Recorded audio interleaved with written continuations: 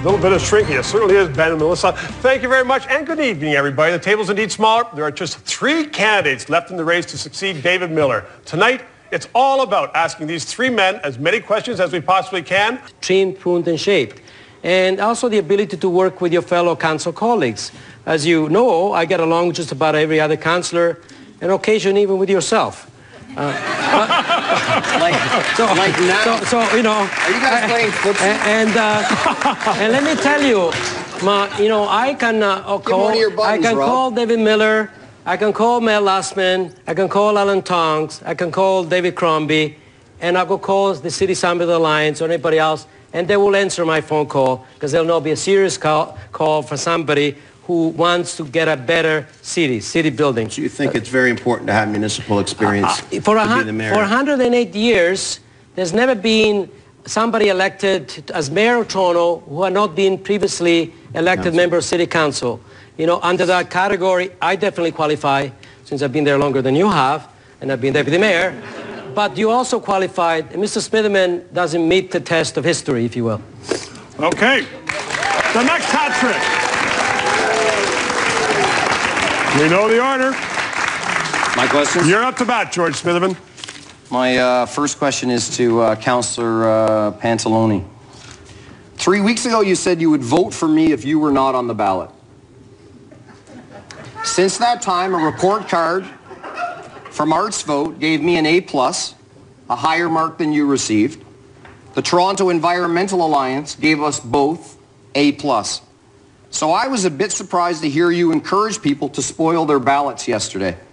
Are you really prepared to accept the consequences you know would occur if Rob Ford was Toronto's mayor?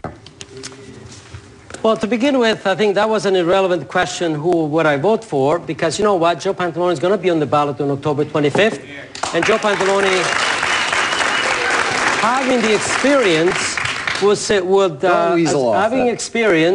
will be the best mayor that Toronto, given the crop that there is here, of course. You know, we have to bear in mind. Also, if I was asked the same question today, my answer would be Ami Saeed will be my choice for mayor. You know why? Because he represents a new Toronto like I do.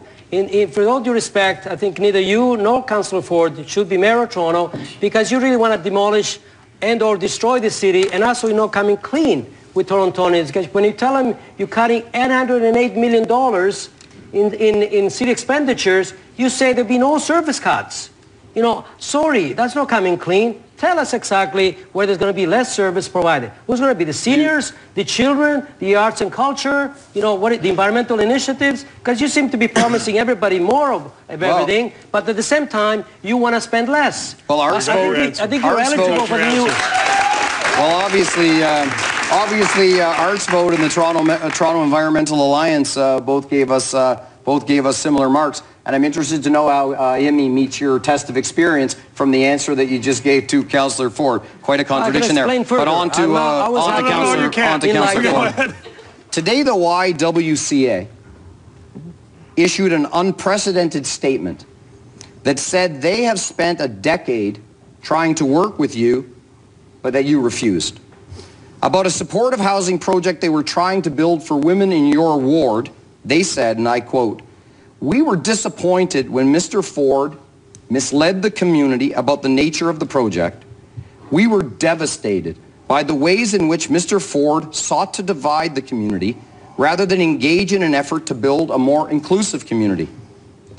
What does it say with an organization with more than a century of experience in helping women feels the need to warn people that you would not help them? It's, you know, and I'd like to clarify that.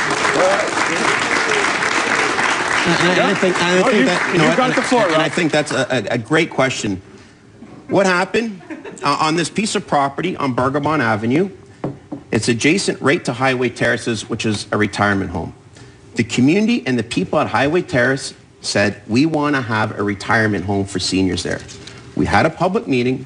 Overwhelming people said, we want a retirement home. I said, YWCA wants to have a woman's shelter.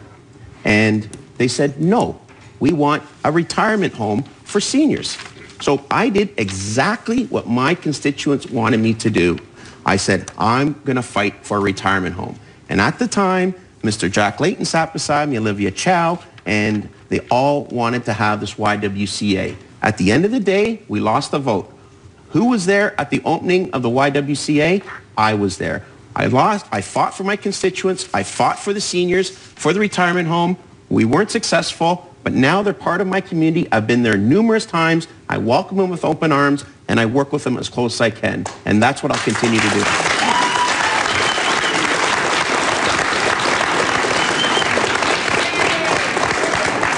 So, Joe Pantalone, I don't need the hat to know that you're in the seat right now. Of course, You have 2 questions, 1, 2 each. Okay. No doubling up. First of all, to Mr. Smitherman, my question is about trust.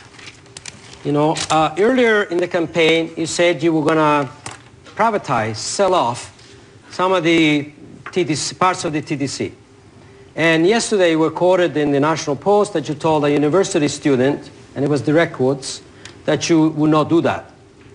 Also, you said that you're going to be cutting $808 million in city spending, and unbelievably, you say that there should be no cut in services. Now, Mr. Smitherman, why should anybody believe anything you say? Well, firstly, on the issue of...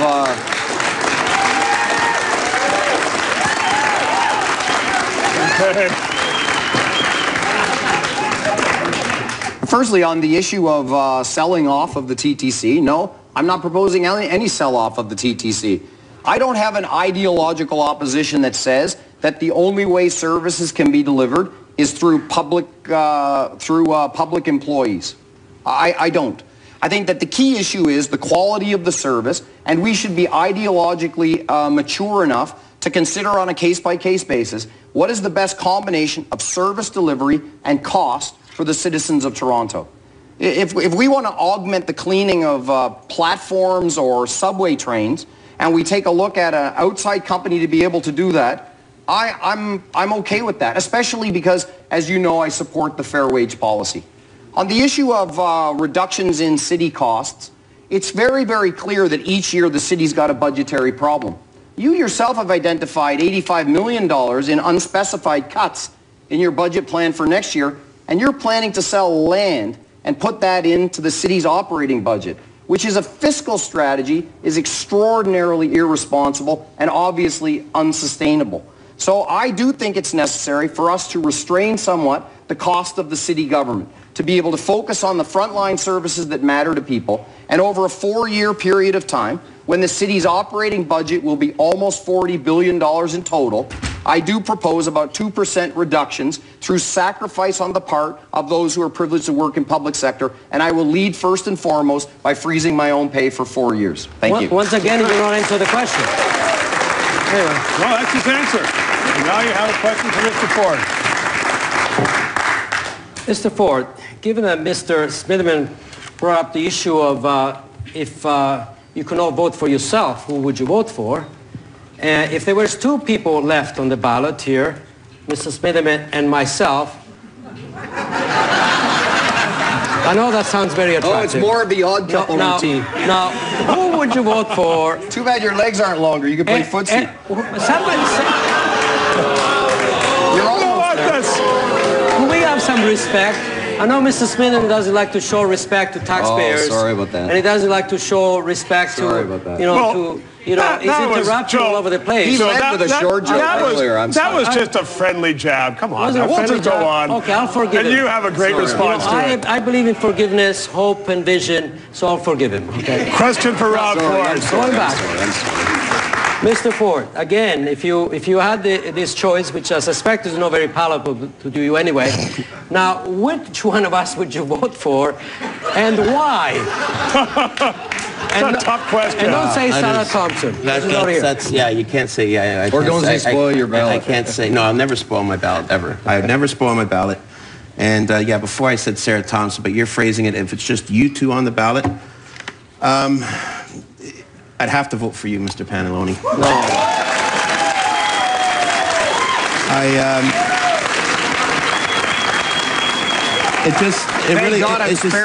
It just comes down to 2 things. Only 2 reasons. I disagree with probably 95% of the stuff. We have different opinions, but what I do respect is your honesty and your experience. Okay. So you know what? That's the end. That's the end of this section. But yesterday, Joe Pantalone, I had a chance to ask you a question because let's talk about strategy for a second. We've had a lot of good answers on taxes and the economy, transportation. Let's just talk about the strategy and go back to the Nanos poll, CP24, CTV Globe Mail poll. You two are in a statistical tie. Joe, you're trailing. And we're all going to watch this clip if we can bring it up because I asked you about whether you're going to stay in. And let's just listen and watch your answer and then we'll have some comment on it. Excellent. So Mr. Ford is not likely to implement this agenda because people won't follow him. It's so wacko, you know. On the other hand, Mr. Smitherman has been known for being a backroom dealer, if you will. And frankly, I'd rather have somebody who bumbles along and doesn't succeed than somebody who is much better looking, more sophisticated, and puts us on the road to Detroit or Buffalo, Cleveland, which Mr. Smitherman will do. So there,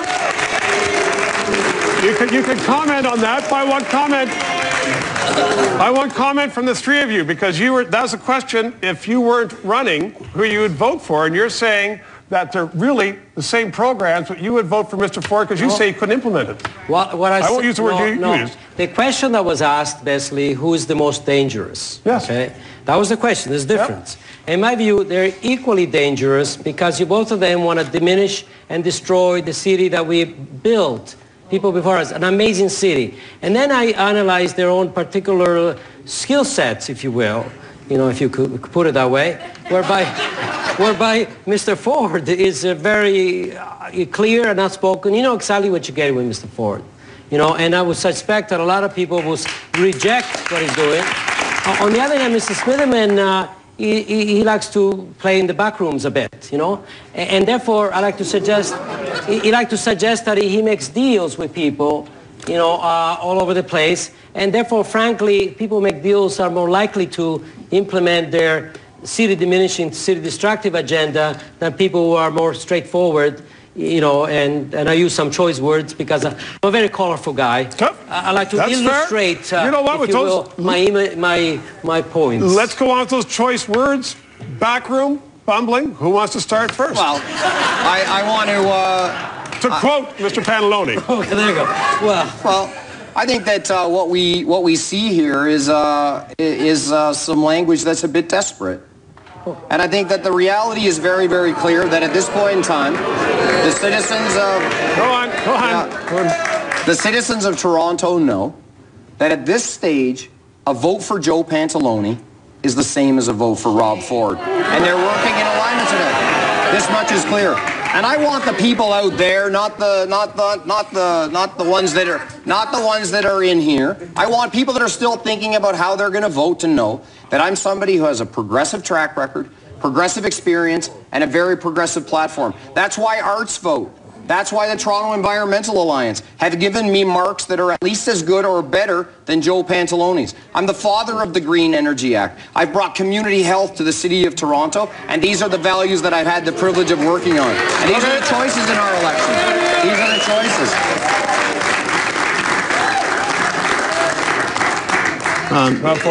During this campaign, you know what, 99% of the people in Toronto are very polite, nice people, even if they disagree with you.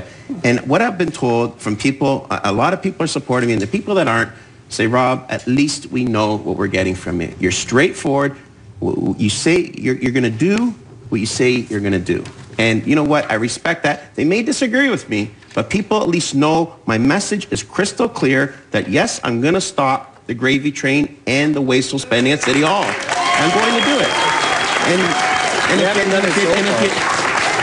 And if you disagree with that, that's fine. But this is my message, and I'm going to stick to my guns. And like I said, when I first got elected 10 years ago, I wasn't spending that $53,000 that I didn't do. And they said, oh, you got to hire 3 and 4 and 5 assistants. I said, no, you don't. You hire 2. And like you look, for the last 9 years, I've been doing exactly what I said I've been doing. You're like the millionaire apprentice. You have all of the tools from your second income. You buy your own paper clips. Big deal. What you see here is an alliance between the new odd couple for a combined 40 years at City Hall. You didn't address gridlock by working together. You didn't.